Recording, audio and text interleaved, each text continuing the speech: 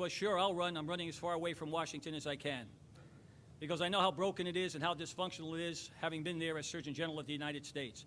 But when I realized that really is the reason that I need to step up and run again, because if my grandmother, my abuelita, and my mom were still alive, they'd be pretty disappointed if I didn't accept the responsibility.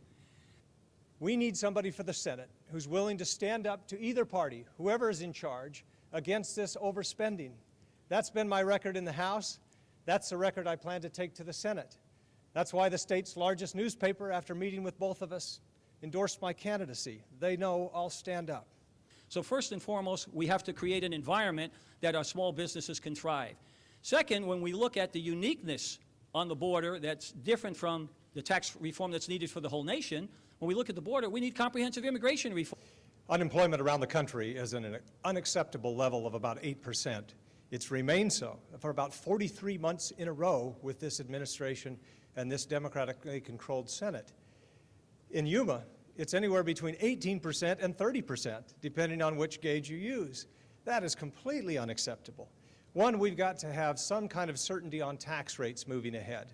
Second, it's the certainty of regulation that is really stifling. The system is broken. Both sides are getting it wrong on a lot of these issues because each side digs their heels in, and we don't get anything done. So whether it's the immigration reform, whether it's specifics of visa moving across the border, we have to stop this polarization and start solving problems. That's why people are so fed up. That's why Congress's rating is as low as it's ever been, because they're fed up with both Democrats and Republicans. They want people to solve their problems. If you're going to ask for people's vote for the U.S. Senate, it helps to have voted in the last election.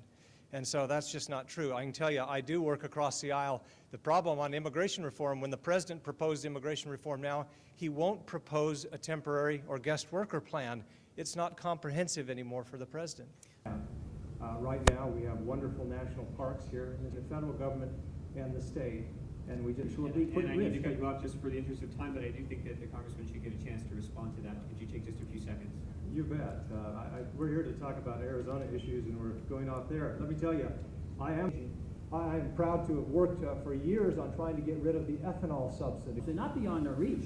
The challenge really is getting Congress to start. The causes are and the solutions to the high unemployment here in Yuma County.